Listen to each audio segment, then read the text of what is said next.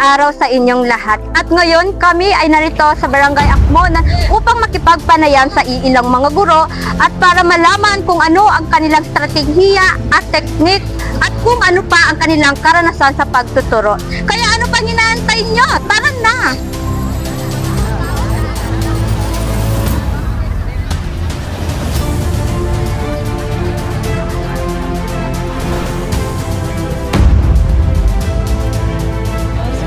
Una namin nakapanayam si Ma'am Jonalyn M. De Los Santos na nagtuturo ng grade 12 units. So, first question po ma'am is kung ano po yung mga challenge nga na-encounter nyo tong first timer pa lang ka mga nagtudlo ma'am? Yes po. Yung pinakamalaking challenge in teaching for me is, first of all, I would like to let you know na I am not really an education graduate. This is just my second course, but then my first degree is of course Bachelor of Science in Commerce Management, Management Accounting, and then I took yung education units para makapagturo.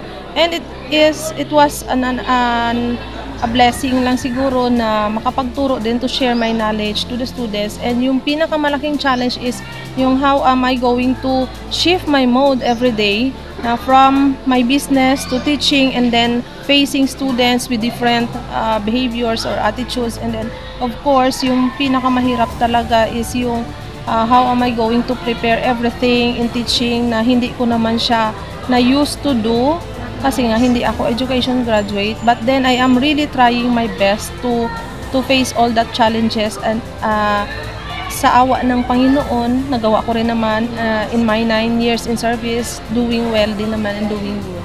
Sunod naman namin kinuhanan ng impormasyon si Ma'am Melody Catalan-Paba na nagtuturo ng grade 11. Paano niyo po ma-handle ang mga students niyo sa itong first time niyo pa lang nagturo? Okay. So, I was a grade 7 advisor for 11 years. And 9 years as senior high school advisor. So of course, ang mga first year of teaching medyo mahirap, medyo crucial kasi first time nga or beginning pa lang. But then as you go along, maka-adjust ka na, malalaman mo na yung mga strategies on how to transfer learning. And then meron talagang changes, difference. I mean, yung grade 7 or first year and senior high school. Kasi yung mga grade 7 first year, medyo makukulit, medyo pasaway. But then sa senior high school, they are more mature and more responsible. So, ano tong mga strategy niyo nga ginagamit ma'am or method sa sa teaching? Okay, I am teaching physical education. And being a physical education teacher, dapat marami kang strategies. Dapat ready ka every time na papasok ka sa classroom because the students are of course expecting too much on you kasi nga physical education class. So in my physical education class, hindi ako nahihirapan. I have so many strategies like for example, before we're going to start the class, I am having games or some motivations, be it in dancing, singing, or arts. Yun yung mga strategies ko. And ang pinaka effective na strategy is yung differentiated instruction. Yun na yun. Others, kasi syempre sa class, sometimes may mga hindi pwedeng sumayaw, sometimes hindi makakakanta, or hindi so, differentiated instruction. Each of them, meron silang mga task na yung suited talaga for them. So, paano mo ma-handle kung if may ara kasing mga students nga mga absent or... Of course, may ara gid. Sure gid na. In a class, there will always be that pasaway or mga... Pero yung mga bata, hindi na sila magpasaway kung wala sila problema. Of course, they have their own struggles in life. And of course, kung they are absent, syempre hindi man pwedeng nga pabayaan mo lang. Because in DepEd, no one should be left behind. So, amo na, namon. We are always having our home visitation. In our home visitation, we're talking to the parents, to the guardians, kung ano bang problema ng mga bata. And of course, the bata, kung anong problema nila. And then, in some ways, kung nagsabi sila ng problema nila, natutulungan sila. And then, hindi man siya instant, pero gradually, they are going back to school. Minsan nga, sometimes, kung palagi yung absent nila is 4 times a week, sometimes nagiging 2 times a week na lang or once a week na lang. Yes. So, last question, ma'am, is ano ang mga payo mo or ma-advise mo sa mga incoming pa lang nga mag-teacher, mga first-timer nga mag-teacher? Okay. So, commonly, today no, ang common na sinasabi, bakit ka mag-teacher? Masyadong mahirap ang teaching ngayon. If you are going to read on the social media, on the news, do pa palaging sinasabi na papalaban ang teachers, mahirap maging teacher. And then yung mga bata ngayon, if sasabihan ng iba, wag kang maging teacher. But you know what, my only advice is, you follow your heart. Ako, my dream is not to become a teacher. I became a teacher by accident. Kasi nga yung father ko yung nag-enroll sa akin and he want me to become a teacher kasi siya yung principal dito dati.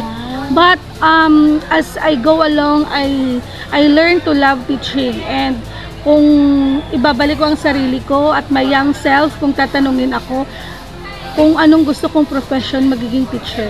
Because a pagiging teacher, you will be having that different na inspiration. So for you young aspiring teachers, you go on with your dream to become a teacher because iba yung fulfillment na naibibigay ng pagiging teacher. Mahirap, the roads may be difficult, but then kung nandito ka na sa profession na to, you will be loving it because the students are giving it back to you by loving you also. Yes. Sa paaralan ng Barangay Akmonan, isa sa mga guro ang aming nakapanayam na si Ginang Shane Salumba. So ano po yung mga challenges nyo sa pagtuturo bilang baguhan pa ng guro? Okay, bilang isang guro, hindi talaga madali ang magturo. Especially nung last year, bago pa lang ako, iniisip ko na baka maano pa ako ng mga estudyante ko, baka sila pa yung mas matalino sa akin, pero dapat maging confident ka lang pala sa pagtuturo mo. Kasi hindi naman pala talaga mapapantayan ng mga estudyante mo kung ano yung nalaman mo. Kasi diba graduate tayo bilang mga Filipino major at ang challenges din ay yung paminsan, iniisip ka lang ng mga ibang mag-aaral kasi nga baguhan ka lang, yung iba, kadalasan talaga ngayon, mga bata, wala ng respeto. So, yan lamang. So, as a teacher, di ba ma'am? So, ano yung mga strategies or techniques para mas maging effective po yung pagtuturo sa mga students? Okay. Sa strategies ko, sa aking pagtuturo, bago talaga ako magsisimula sa discussion namin or sa bagong tatalakayin namin, nagbibigay talaga ako ng activities. So, activities in which na ma-engage yung mga kabataan ba, kumbaga, ma-encourage sila at saka kumbaga ma-appeal nila or kumbaga ma-excite sila sa bagong lesson. And after that, mag-a-ask ka ng question sa kanila kung may natutunan ba sila. Tapos, kung may mga katanungan sila, i-cater nyo din kung ano yung mga katanungan nila para mas lalo pang maintindihan ang mga aralin or kung yung anong mga tanong pa nila na dapat nating sagutin bilang mga guro. So ang last mga question namin is, ano yung mga mapayo mo sa mga future educator na magkuha o courses, diba? Kay syempre, pag maingon na itong mga Filipino, nila sila ang Filipino. So, ano ang mapayo mo sa mga student? Okay. Ang mapayo ko lang sa mga kukuha ng mga magiging kursong guro, no? Ang dapat talaga na may pasensya kayo. Habaan ninyo ang inyong pasensya, especially na sa pagtuturo sa mga kabataan. Kasi hindi basta-basta ang pagiging isang guro. Nandyan yung mga disrespectful na mga kabataan, makukulit na mga kabataan, pero tayong mga guro, dapat maging ihemplo tayo. Kahit pa man, ano yung mga binabato nila sa atin, pero kailangan maging mabuti pa din tayo sa kanila. And also, alam ko naman dito sa inyo, halos mga Filipino major. Ang Filipino major, kakaunti lamang yung kumukuha ng kursong ito. Kasi nga, di ba, mahirap raw ang kursong ito. Pero ang sasabihin ko, privilege ang kumuha ng mga Filipino majorship na kurso sa education kasi alam niyo mas makikita ninyo ang kahalagahan bilang isang mamamayang Pilipino. Diyan ninyo makikita kung ano yung pinakamagandang kultura na meron tayo mga Pilipino. Kaya ngayon, kung sino man yung nanonood, kung gusto man kayo kumuha ng kursong education or kung gusto nyo din kumuha ng majorship, huwag kayong mag-aalinlangan na kunin din ang Filipino major. Kasi isa din ako sa dati na hindi ko talaga gusto yung Filipino. Pero nung trinay ko na kunin ang kursong ito, na-love ko talaga ang kursong Filipino. Tapos sinasabi ng iba na, sinasabi ng iba na mahirap ang kursong Filipino o major in Filipino. Pero nung natapos na ako sa pag-aral ko, nasabi ko na hindi pala. Kasi pag once na minahal mo ang iyong kurso, diyan mo makikita ang kagandahan ng kurso ng iyong kinuha. So sa mga guro, wag lang kayong mawala ng pag-asa. Sa mga nag-aaral pa, wag lang mawala ng pag-asa. Hindi kumapit lamang sa Panginoon. Tapos habaan na yung pasensya sa pag-aaral. Kasi lahat makukuha natin or ating makakamtan kapag kasama natin ang Panginoon at kapag tayo ay magpili.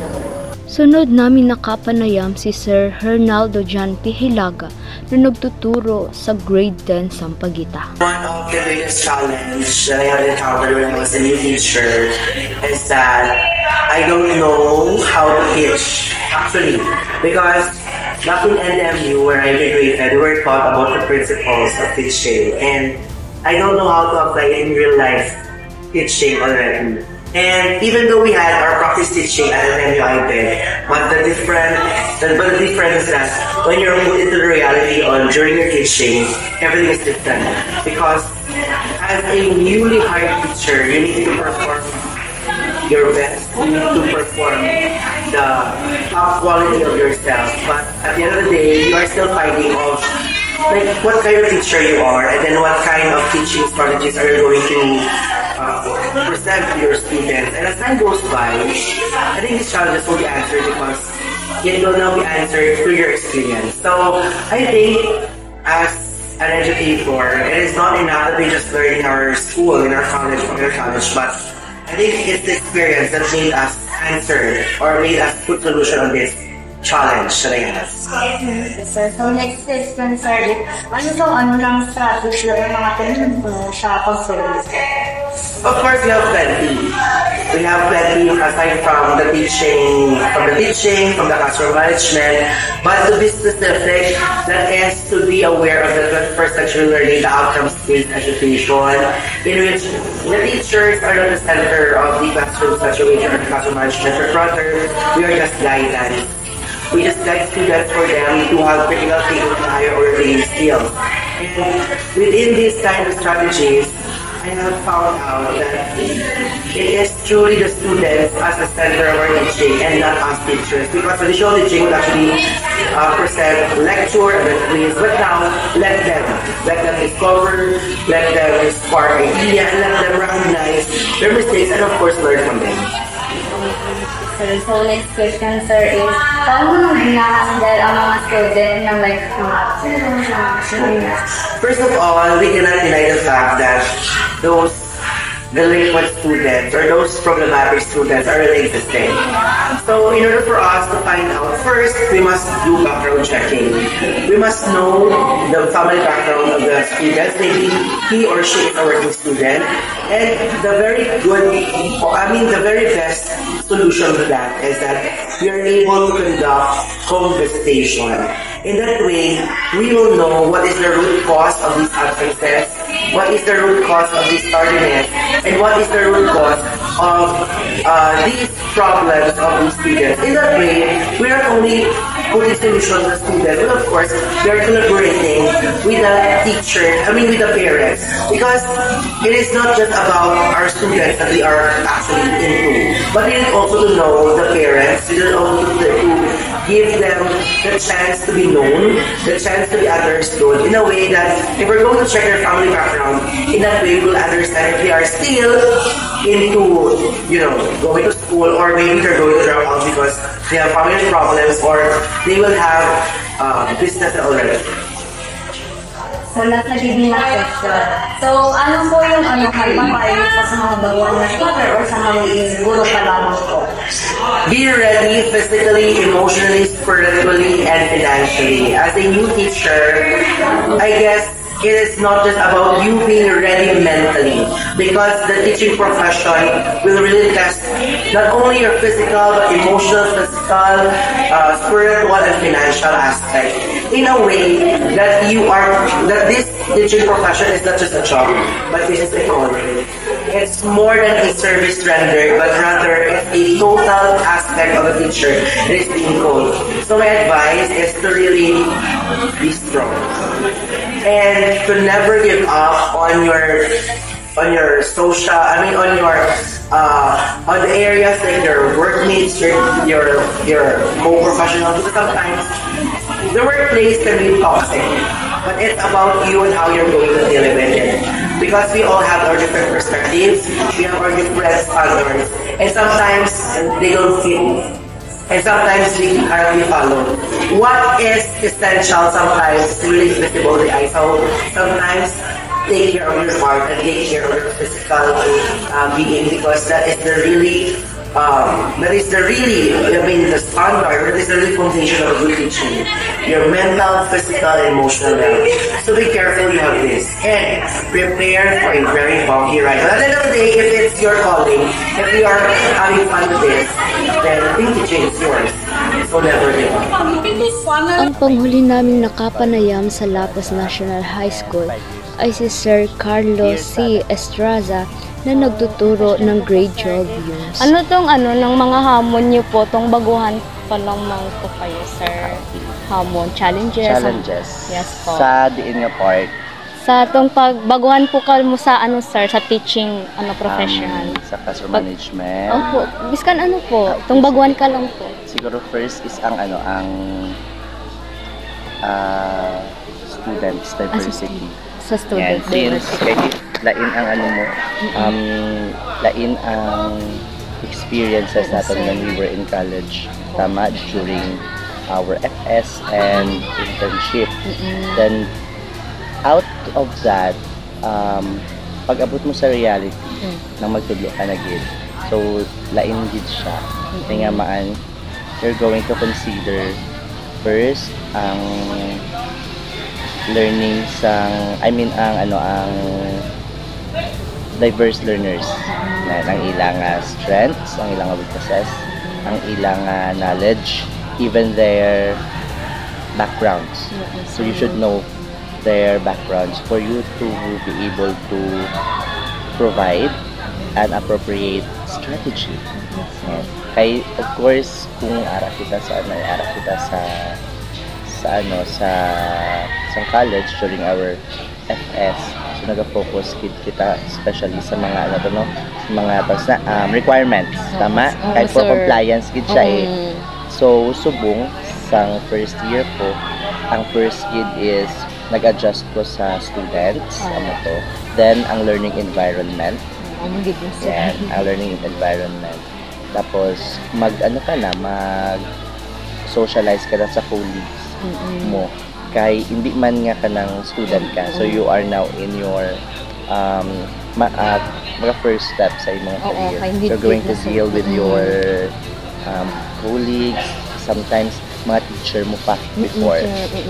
So adjustment lang ang hinimo ko. Tapos lang gid, able to basta nang maging flexible. Thank you, sir. No? So, next question ko, sir, is, ano ng mga strategy kag technique mo sa pagtuturo, sir, na para dali lang makalearn ang student mo? So, first is, personally, amo giniginahin mo ko every time nga mag-conduct sa activity, kilalanin mo gid ang students mo. Diin sila interested, kag diin sila nga part na naga-engage. For example, may mga student kita nga passive, diba, passive learners. Kumbaga, bisang aton ka prepare sa namin activity. Ay sa sunod na experience niyo na, no? Namin nga namin activity. Pag abot sa may actual na, sometimes they are not participative. Mga student nga, first passive students. So, dapat i-address mo na siya. So, what you're going to do is to think activities wherein mag-boost ang ilang interest, ang ilang engagement. And one of that is dapat very good ka, maging creative ka. The way you speak, of course, your communication skills, because that is very essential when it comes to teaching. Dapat you are very good in communication. So, sa communication, creative ka sa mga activities. Then you're going to address that learners nga passive. Okay, second is ang varied activities. Kinakailangan hindi pabalik-balik. Sir, hindi boring. Kailangan maboard na sila. So kailangan dapat may element of surprise. Yan, dapat may element of surprise ang activities. Tapos engaging din siya, at the same time fun, but be careful because sometimes sa tamaan ka fun sang aton nga activity, kag engaging sang aton activity, sometimes ang objective naton is matapalan siya. Wala na siya connect. Sometimes amuna kag matapalan siya sang kumbaga ma-overwhelm ang student. So kung ma-overwhelm na naman sila, madula sila sa passing. Kailangan focus Japon sa ating objectives. And you as a teacher, you should have the control sa classroom. And may control kayo sa classroom mo. Next is dapat you not too tight sa students. Hindi ka man tamaan ka something like kumbaga daw kahalog. Dapat balance lang. Kung tamaan ka strict naman when it comes sa teaching, ang mga bata mahadlukan. Maka-enjoy ka sang fear sa ila. Something like that. Kung instead of mag-participate, mahuyak na lang. Pwede na siya. Kung tamaan ka naman ka-lax, tamaan ka naman kahalog sa imong mga estudyante, sometimes ang respect, ang boundaries, amo naman na ang ma-compromise. So, dapat balance. Kabalo ka kabalo ka when to use your strict side, when to apply your strict side, and when to apply naman yung something like lax naman. Para hindi tamaan ka strict always, hindi man tamaan ka lax. Balance lang. At yun na nga, natunghayan na natin ang kanilang estratehiya at karanasan sa pagtuturo. And we hope na may natutunan kayo sa dokumentaryong ito. Kaya sa mga future teacher, laban future teachers!